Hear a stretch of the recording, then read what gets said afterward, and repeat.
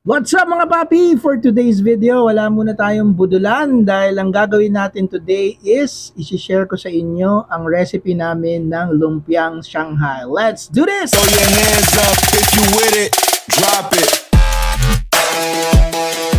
Okay docs, para mabuo yung lumpiang Shanghai natin, syempre kailangan natin ng kasim, 200 pesos lang yan. Sari-saring gulay pang chop suey tulad ng carrots, bell pepper, baguio beans at Chinese pechay. Meron din tayong sibuyas na pula, bawang, 2 itlog, oyster sauce, magic sarap, pamintang durog, asin, at syempre yung pambalot ng lumpia.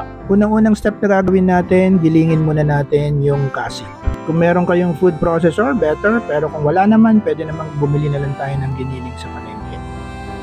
Pag okay na yung giniling natin, pwede natin halo yung gulay natin tulad ng sibuyas, bawang, carrots, bell pepper, pechay, and baguio beans.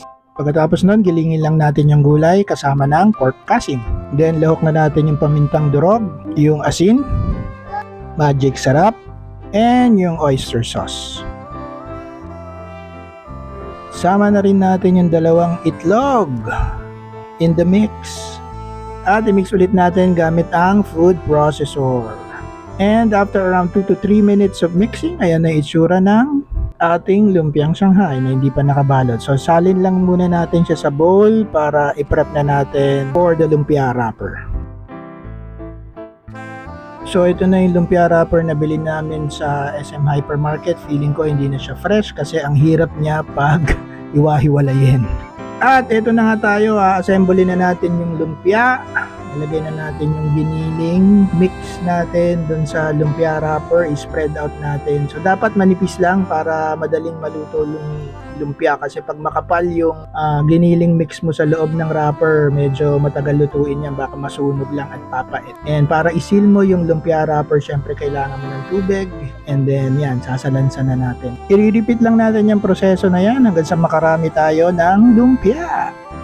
And pag naipon na nga natin yung mga nagawa nating lumpia, pwede na tayong mag-prep by heating yung cooking oil natin dito sa frying pan. And then, ilalagay na natin yung mga nagawa nating lumpia. So, importanteng habang niluluto natin yung lumpia is low heat lang yung apoy natin kasi ayaw natin masunog yung lumpia wrapper. Mapait yan pag nasunog. And kung sa tingin natin sobrang haba ng lumpia natin, pwede naman natin siyang i-cut into 2.